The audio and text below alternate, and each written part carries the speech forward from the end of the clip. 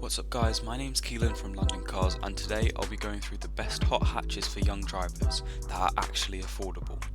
These cars are for maybe the 20-year-olds who have 1 or 2 years of no claims discount, and I've set the price limit at £3,000 as this, in my opinion, is a reasonable amount for a young person to save up for a car. I've also considered insurance and reliability in this list, so the cars here won't break the bank in other ways. So without further ado, let's get into this list. 10th, we have the Citroen DS3, a slightly rogue pick, but a more modern choice for the price on this list. They aren't very common, which could either be a positive or a negative depending on where you stand. Parts may be more expensive, but it's unlikely that anyone will be at the car meet in the same car as you. Coming from Citroen's luxury DS line, the interior is a nice place to be. The main drawback of this car, however, is its lackluster performance with 150 horsepower from a 1.6 litre turbo, taking it to 60 in 7.3 seconds. Citroen's reliability also isn't great, hence this car being stuck at the top of the list. 9th is the R56 Mini Cooper S, which came after the R53. Mini swapped the supercharger to a turbocharger for this generation of Mini, which helped it develop more power from its 1.6 than its predecessor at 175 horses, taking it to 60 in 7.1 seconds. These retro style cars have aged well and are really nice to sit in due to their funky BMW interiors. However, this BMW designing is present throughout the car, causing its reliability to drop, and as it's a premium product, parts are much more expensive, limiting it to this far up the list. 8th is the BMW 1 Series. The only rear-wheel drive car on this list means that it is capable of drifting, however the rear-heavy hatchback body style is problematic for controlling a drift. The styling has aged impeccably and it is ripe for modifications. The 6-cylinder 130M Sport is out of our price range, so you'll have to make do with the 2-litre 4-banger producing 170 horses and hitting 60 in 7.8 seconds. Like the Mini, the reliability of this car holds it back from being higher on this list, but still a good choice if you want a more premium badge. Speaking of premium badges, in 7th is the Audi A3. At this price, an S3 is out of budget, but the A3 is a good substitute, being one of the faster cars on this list, with a 2-litre TFSI engine producing 200 horses, so that it hits 60 in just 7 seconds. It is helped by Audi's Quattro all-wheel drive system. It is again a more premium brand, but in my opinion lacks the extra styling of a performance model compared to the Mini or BMW, as it's still just an A3. If you can live without the S badging, however, it is still a solid choice. 6th is the Honda Civic Type R.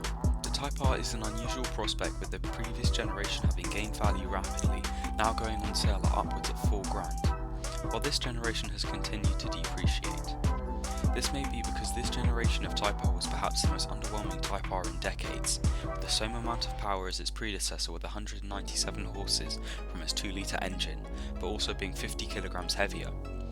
Somehow the car is 0.2 seconds quicker to 60 than its predecessor, but this underloved generation is still a good option for prospective buyers with tuning support and Honda reliability.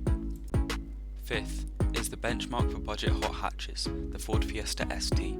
A traditional boy racer car, they have a plethora of options when it comes to modelling, and can be had for under £1,500 for higher mileage models.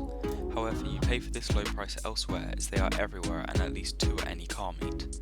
The performance is also slightly lacking in comparison to others, with 148 horses from a 2-litre engine, taking it to 60 in 7.9 seconds.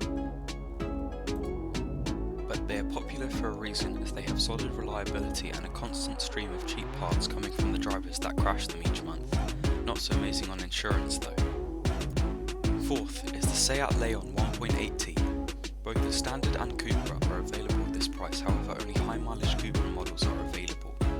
They share the 1.8T BAM engine, but the Cupra produces over 40 more horsepower at 222 compared to the standard 180.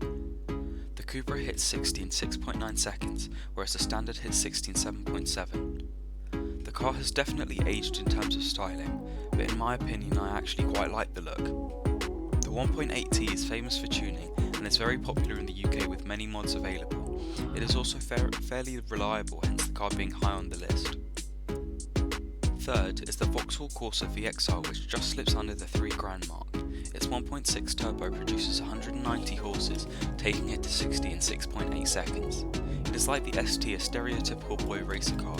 You may pay for that reputation in insurance, but it offers many benefits as it's an easy car to drive and being fairly reliable if maintained well. careful of who you buy it from, as it is owned primarily by younger drivers who enjoy driving fast but don't enjoy the maintenance. Second is the Renault Sport. Both the 182 and 197 are good choices, but the better of the two is the 197. That number also stands for the horsepower produced by its 2-litre engine, and it hits 60 in 6.9 seconds, which is very respectable.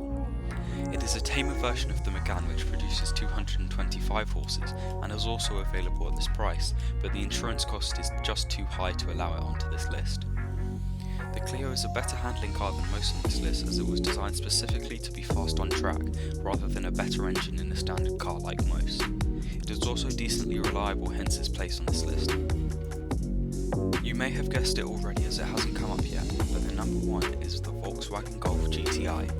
There are multiple models available here, including the VR6, but my pick would be the Mark V with a 2-litre engine producing 198 horsepower, that it shares with the A3 on this list. It is 0.2 seconds slower to 60 at 7.2 seconds, but the reason that it is so much higher is the GTI nameplate. A GTI is much more respected than the A badging of an Audi, and it gets many upgrades over the standard Golf with Recaros and a much sportier interior. The insurance is also cheaper, and there are many more modifications available for the car. Thank you everyone for watching. If you like the video, don't forget to like and subscribe, as I'm a small channel and it really helps me out. If you have any questions or suggestions, drop them down in the comments and I will reply as soon as possible. Hopefully I'll see you in the next one.